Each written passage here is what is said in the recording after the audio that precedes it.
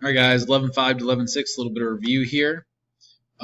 Starting off here, we've got Nixon's foreign policy here. He's going to work with NSA advisor and foreign policy expert gurus, Secretary of State as well eventually, Henry Kissinger. So that's who Nixon's going to get his foreign policy ideas from, work with him.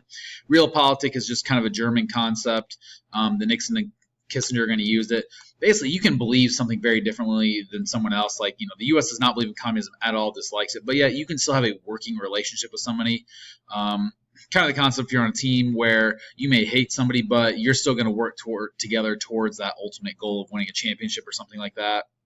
That's the basis here, and that we may dislike a country like China, Soviet Union, but we can still work with them on certain issues. It's about being practical more than anything. This is very much an anti-Lyndon Johnson type of thing. Lyndon Johnson, president of the U.S., just thought communism is bad all around, no matter what. Can't work with it. The only good communist is a dead communist. So this is more about being practical, that even though you don't like someone, maybe you can still work with them a little bit. In China here, realpolitik applies. You can see Nixon there on the right meeting with Chairman Mao. The ping pong teams up at the top right corner. So the ping pong diplomacy concept is really just kind of open cultural relations. A lot of people can play ping pong. They can maybe get a better understanding of how the Chinese are and the Chinese how Americans are. Just opening up cultural relations there with the ping pong diplomacy. In 72, you can see Nixon there visiting Chairman Mao. This is going to establish eventually full diplomatic relations where we can actually work together even if we believe differently. Some things that are going to happen as a result of this. Taiwan is not going to be thrilled with us. That's where the Chinese nationalists from the Chinese Civil War originally fled to. They're going to lose their UN seat. They're not going to be thrilled with us. The Soviet Union is going to feel a little bit of pressure here because now they have to consider working with the U.S. Otherwise, what if one of their best buddies, China, suddenly starts getting real friendly with the U.S. and gets a better relationship with the U.S. as opposed to the Soviet Union? So they got to start thinking about some things here.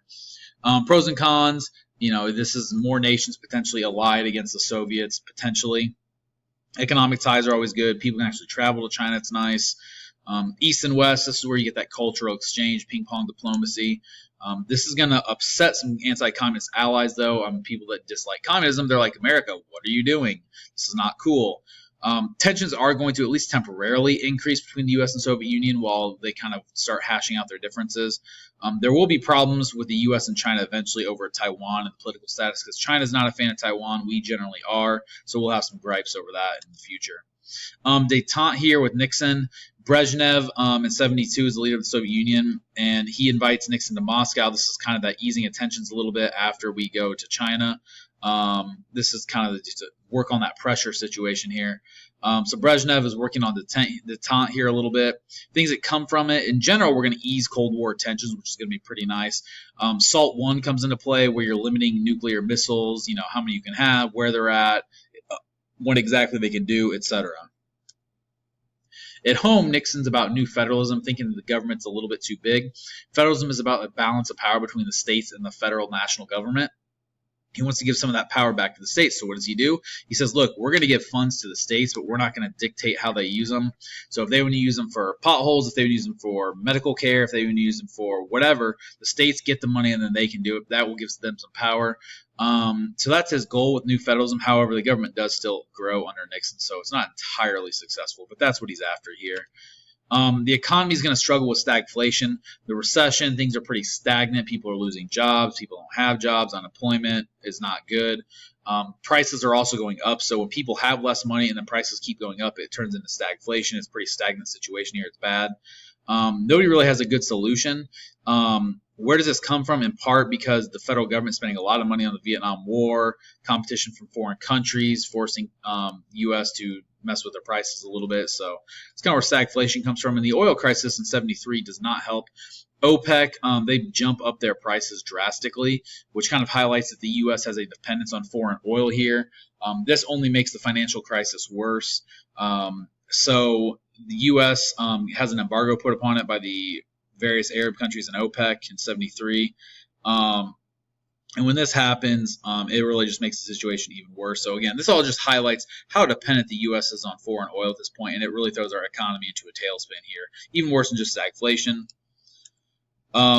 Nixon's Southern strategy when he's going for election, he wants to get white Southerners, hardworking people, blue-collar people. They want to get people to vote for him, which is when they traditionally voted Democratic, really going all the way back to the Civil War, because they hold more similar views, a little bit of racism in there, prejudice, etc. So that's why they've not been very friendly towards Republicans. How does Nixon go about this? Well, he criticizes court-ordered busing, think freedom rides, think Montgomery bus boycott type stuff. He criticizes those sort of things.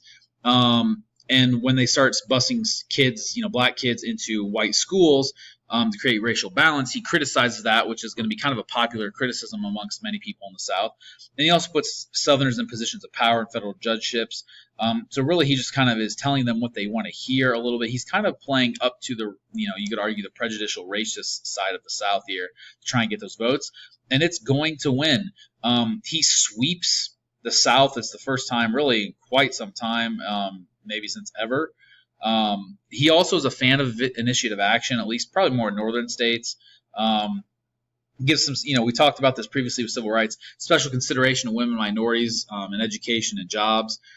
Some people might be a little bit less of fans of this than others in the sense that they might say this is actually going to discriminate, kind of a reverse discrimination kind of thing against white males because they're the ones that they're kind of suffering from this affirmative action potentially. So is it a good thing? Probably to some extent, but it does have its criticisms as far as a kind of reverse discrimination concept. Watergate scandal is going to happen here in 72. Nixon, to get elected, he's got trying to get information on his enemies here, or at least who he thinks are enemies. Those 5 people in the bottom right, they break into the Watergate complex in D.C., which is where the Democrats have their headquarters for re-election. Former CIA officer leads it, Cuban exiles, trying to wiretap the Democratic phones, their offices, etc., to get information. There are some investigative journalists, Woodward and Bernstein, who, for the Washington Post, they start looking into things, and they connect the money that the burglars had on them and in their bank accounts to CREEP, Committee to Re-elect the President, CRP or CREEP, more commonly known. And they, from their secret source, they kind of find out that this money was funneled from the president's re-election committee, and they start asking questions. Well, how much did Nixon know, maybe? How far does this thing go? Nixon eventually will be investigated, of course. Archibald Cox, special prosecutor, he's going to be fired by Nixon and his underlings as well, too, which is kind of suspicious. Why fire him if you don't have anything to hide? The question that ends up becoming here with Nixon more than anything is, did he obstruct justice? Does he have executive privilege? As a side note that will come up later, Vice President Agnew resigns. He little tax evasion stuff. Gerald Ford, who is the Speaker of the House, is now going to become president or vice president, excuse me. Massacre referring to when Archibald Cox and his underlings are fired. Nixon says he's not involved, and he says he doesn't have to turn over these tapes that he's got, that he's been recording in the White House in various conversations, because he has executive privilege. You can claim executive privilege as the president if what you're discussing has things like national security, troop movements, might reveal spies, basically could hurt the interests of the entire country. You can claim executive privilege and not turn things over. In this case, the Supreme Court says, look, Mr. President, even a president's not above the law. You maybe broke the law here, and this is possible proof of that. You have to turn it over, and this becomes a smoking gun. And there's some stuff in the tapes, apart from the 18-minute section that's blanked and wiped clean. They kind of show that Nixon did at least have some knowledge, even if he didn't directly order it. So the results here, Nixon did obstruct justice. The Committee to Re-elect the President, CREEP, they financed the burglars, and they paid them to be silent during the trial. Hush money kind of thing, that's definitely illegal. And they say that, Nixon, yes, he can wiretap in certain situations, but in this case, he abused his hotel because there's no legitimate reason to do it. So Nixon will resign because the House is going to drop articles of impeachment to kick him out, and the Senate's probably convict him. So he decides to resign, and he's the first and only president to resign, which leads us to eventually Gerald Ford. Big impacts. Americans are only going to lose more trust in their government, and the president is not above the law, which is probably a good concept here. Gerald Ford is going to come in 8 months or so. He goes from Speaker of the House to Vice President to President, which is where the 25th Amendment comes into play, which is kind of the order of succession after the president, determining if the president can't do their job, dies or whatever, for example, that this is who's going to be coming after them. If the vice president can't, this is who comes after them. things Ford's going to have to deal with here. Vietnam's ending, stagflation is going to get worse. People are concerned with how this plays out. It's a very quick process for Ford.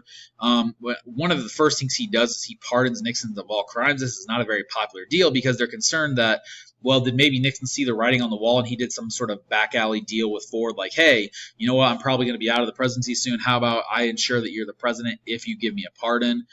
Did that really happen? Probably not, but it's a kind of a valid concern that people have given how things have played out here. Stagflation is going to be even worse under Ford. He's got his win policy. Basically, he's going to ask people to try and control your spending. Voluntarily don't spend on certain things, so that way you have more money. It will lower the prices because companies that will then need you to buy when you're not, so they will lower their prices, which means it'll eventually help out. It does not work very well because it is a voluntary thing. Factories close, unemployment up, and Ford becomes less and less popular. Foreign policy-wise, he tries to keep doing détente, and he keeps Kissinger. Helsinki Accords put on record so people can't deny that they're in favor of human rights and what those human rights are, etc. SALT II is further, just like SALT I, more limitations on nuclear weapons. Does not get ratified by the Senate, though. Kind of the concept you don't want to be too weak, etc. Going back to Vietnam here, Cambodia and the Khmer Rouge. In 1975, Pol Pot and the Khmer Rouge come to power, and they basically commit genocide in their own country, killing millions of their own people. The U.S. doesn't get involved because that would basically be escalating the Vietnam War, which is already super duper unpopular. And when Vietnam falls here, you're going to see a ton of South Vietnamese people leaving the country. In about a 20-year period, you got over 1 million South Vietnamese leaving the country, and they're traveling on boats like you can see in the picture there, and they're kind of known as boat people. 76 comes around. Jimmy Carter is going to beat Gerald Ford, kind of gets onto that whole riding the Christian wave that's kind of coming up here a little bit, getting back to the basics here. Carter's going to struggle, though. He's pretty inexperienced. He does grant his first day in office, Vietnam War draft dodgers. He grants them a amnesty, basically a pardon before conviction, which is not going to be very popular because there's the whole sentiments of, well, I had to serve, why not you? My so-and-so died, that sort of thing. Why should they get out of it? So it's not a very popular decision to do that. Keep in mind, a pardon is an official presidential forgiveness of a crime. So that's basically what they do here, which Nixon gets a pardon. He grants amnesty because these people weren't actually convicted yet. So it's technically a little different, but the concept is the same. Stagflation is going to be even worse after the Iranian Revolution and the 79 oil crisis. It's basically just a replay of 1973. Gas is up to $1.20, which, in class, my 6th hour, we did a little bit of recap here, and this is actually closer to gas was like something like $7.50, $7.75 today. So add on $5 to what you guys are currently paying from about $2.75 to $5.75 or so, or excuse me, just to $7.75, and that's what you're looking at as far as the price jump here. Pretty big price jump. It's not good. Carter has this idea, though, it's a crisis of confidence. He's like, look, in order to solve this, we need to just stop using as much gas. We need to turn off lights, etc. That's his idea here with the crisis of confidence. Not going to work super duper well because, again, it's voluntary, just like Ford's win policy. Under Carter's foreign policy, though, he's looking at human rights. In short, he's going to say, look, even if we're friendly with you, but you're doing things against human rights, we're going to pull support, we're going to pull money, etc. So we do have alliances with dictators that we're going to end because of what they're doing with human rights. They're not going to get our money. You're not going to get our support unless you play by the books here with human rights. Détente is going to end because the Soviets are going to invade Afghanistan. They're trying to, support and start up a communist government there. The U.S. is going to boycott the Summer Olympics in Moscow, the LA Olympics in '84. The Soviets will do the same. Carter's going to place sanctions. He's going to stop sending grain to the Soviets to try and put some pressure on them. Sanctions are just political or economic means in which you are trying to get another country to do something. Maybe you limit money going to them, financial aid, medicine, grain, food, whatever. Camp David, Israel and Egypt have a problem. Israel's kind of invaded part of Egypt because they want to be recognized. They want to show who they are. They're a world-recognized power. Egypt is not thrilled by it, but Carter negotiates to where Israel will pull their troops out as long as Egypt recognizes them, and Egypt does. So those are the Camp David Accords. Iranian hostage crisis. You've got Islamic fundamentalists here. They're not happy that the Shah, the leader of Iran, who's going to be overthrown, is going to be allowed into the U.S. for medical treatment for cancer. So they're going to take 66 people hostage. There's eventually going to be only 52 of them. Some of them get released, and some for various reasons. Carter doesn't do a lot in this sense. He tries to do some, behind the scenes kind of stuff. Doesn't work out very well. 444 days, and they are released after 444 days, just very shortly after President Reagan is put in office. And this is the final significance here. Foreign policy, we got to deal with stuff in the Middle East.